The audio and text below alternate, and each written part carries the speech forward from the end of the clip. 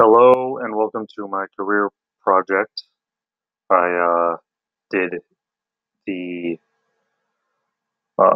career of an archivist, which I found out many different things about what an archivist is, and I didn't know that the this type of job was still kind of in existence. I figured everything was digitized. So here we go. So this is an archivist, curators of history, human history. What is an archivist? An archivist is someone who appraises, edits, and keeps guard of permanent records. There are many different types: conservative, conservators, records managers, accountants, photographers. They're librarians, stuff like that. For the most part, they're found in college, universities. Trying to think. Let's see. Massive museums. They exist all over the world. There is most likely an archivist at even small museums, around the world. An archivist creates exhibits, maintains databases, creates heritage research files. So, for an example, let's say, although this might not be related, um, we'll do ancient Rome. So, in ancient Rome, an archivist will look for, obviously archives based upon, let's say, math. So the ancient Romans were very well versed in math. These types of people, you know, used math to create massive works of art and, you know, used it to plot out different types of buildings, structures, and so on. So an archivist will look for something based upon that. They'll find, okay, let's see if we can find,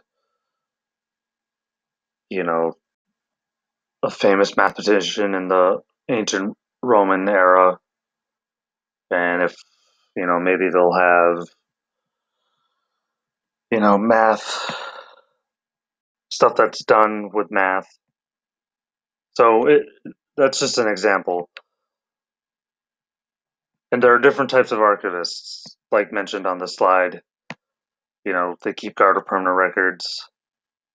Oh, another good example: an archivist would be Library of Congress. Absolutely important.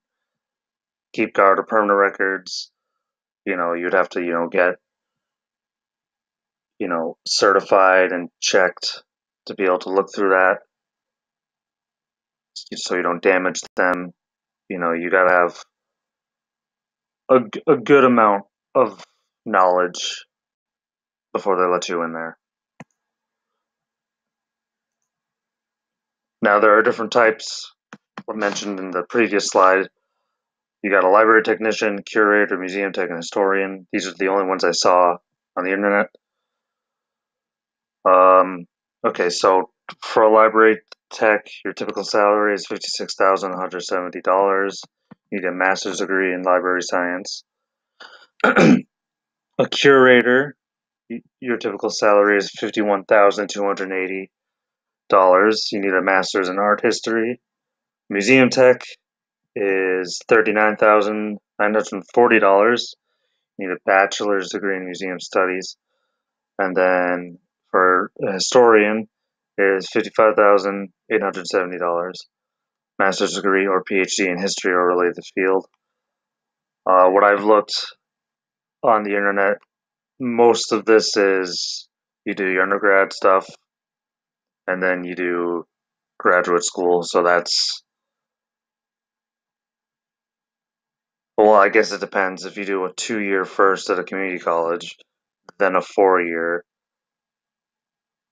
that's 6 years, and then Another 4 year. I think it also depends on the school. So I mean, you're to become an archivist, you're going to be in school for a long time.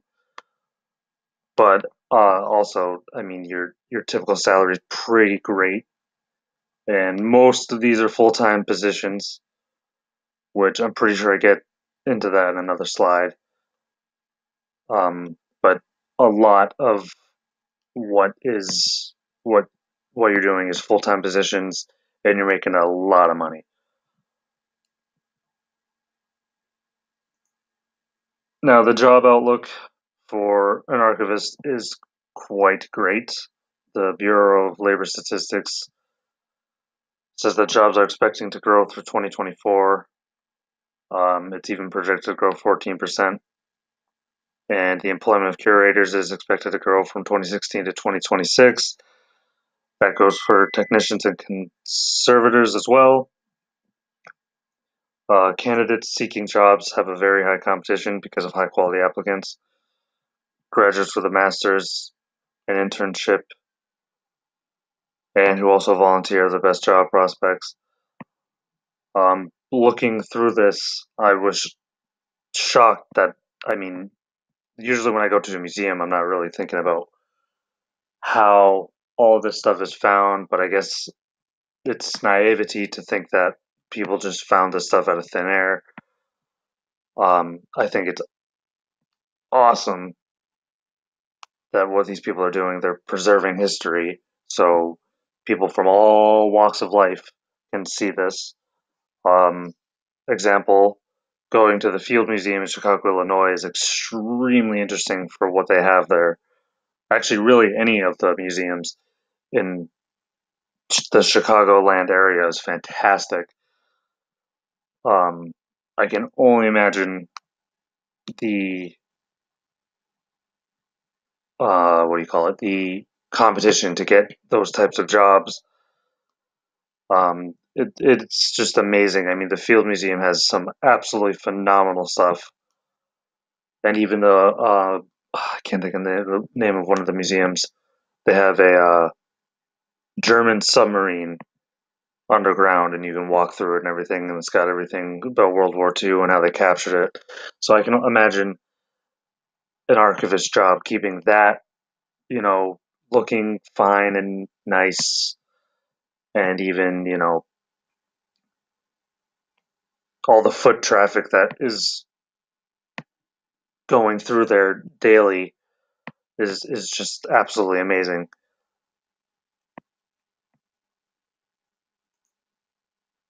Okay, so as I mentioned in two slides before, you need a master's degree in library science and archival science and records management, but you also need analytical skills as well as, you got to be organized because you're dealing with so many different types of records. Some records may be torn up or very, very fragile because they've been in the ground for centuries, or, you're touching a pot that's been, you know, in a tomb for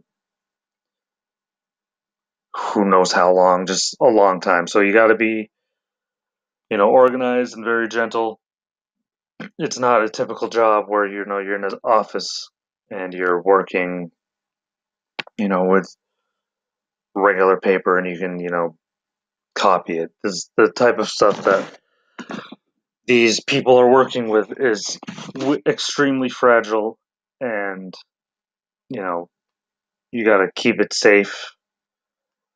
And I know that many museums will take stuff out, put them back in, and then put new stuff in, or it switches around. So the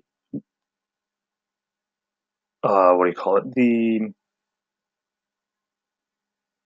piece isn't doesn't get damaged throughout its, I don't know, 365-day uh, viewing. Even if they're in, a closed case, they still can get damaged.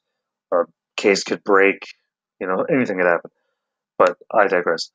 The employers also expect you to be familiar with data protection and freedom and the Freedom of Information legislation, and also the ability to work with a team, computer literacy, and exceptional written and communication skills, as well as presentation skills. Most the jobs that I've looked through, you got to be good with customers, people person, got to have good customer skills.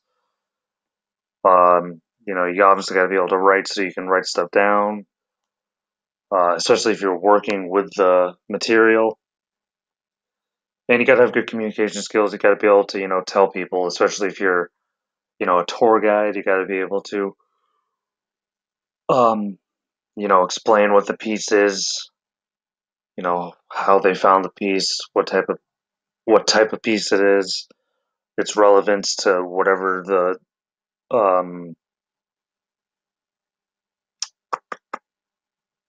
exhibit is. And you got to have computer literacy because most of the stuff now is being digitized, but that also doesn't mean they're not going to stop using, the classic way of, opening up a file cabinet and looking through, a type of for a type of piece. It I definitely feel that as time goes on, things will be more digitized, but I've also read that the curators and archivists, they hate having to go through stuff that's digitized because you got to go through all of it. You got to look for a certain thing, or at least if you do it the analog way, you can, look through a record and it'll already be there because that's how people have been doing it for so long now. So, although yes, it is getting digitized, people still like the old school way of looking through a file cabinet or a file drawer. Now, the working environment all depends on how big the institution is and what type of position you hold. You either may work at a desk or you're with the public. Um, Obviously, I think working with the public is more of a higher position because if you're a tour guide, you're explaining, all these types of different exhibits. And I'll go back to what I mentioned 2 slides ago. Field Museum in Chicago. It's a massive place, absolutely massive. There's different floors. There's all these different type of exhibits. So let's say there's an Egyptian wing. So let's say you're part of that part of the exhibit. So you got to know, one obviously about the exhibit, what the exhibit is trying to tell the people, um, the history of the exhibit, when they started the exhibit, and various things like that. Uh, Obviously, I don't know with the desk. I didn't look too much into that, but helping people get set up with a tour guide. Uh, and then workers who work in a museum restore and set up exhibits with heavy containers, and they also may lift heavy objects and climb ladders. So obviously, you definitely want to have you definitely want to be strong and not be afraid of heights. And set up exhibits, stuff like that. Like I just mentioned, the Field Museum has a Egyptian exhibit, and you gotta be, you want to, if something's damaged or you gotta move something out, you gotta restore it, make it look presentable, stuff like that. So here's some fun facts. You get dirty, especially if you have to deal with older material. You'll have to explain what you do to people over and over and over again. Because a lot of people probably don't know what an archivist is, or if that's even the name of what it is. Lots of papers involved, especially with the analog stuff, and you get to wear white gloves. Who doesn't love to wear white gloves? Like I just mentioned earlier, most archivists deal with paper and not records on the computer because they would have to go through tons of records. Um, but most of the time, I assume that, as time goes on, they're combining records on the computer. But for the most part, you know, it's mostly analog. So this was my presentation on being an archivist. It is quite interesting, I think, and I think these people are extremely important to preserving human history, and they exist anywhere there is a museum or a national park. Although I don't know about a national park, but you never know. So these people are extremely important, and I think we definitely take them for granted. These people work long hours, and they're trying to get information out uh, us, and I think they are very important. And I think it's such a cool job, especially if you're a history buff. So thank you for listening to my presentation. Goodbye.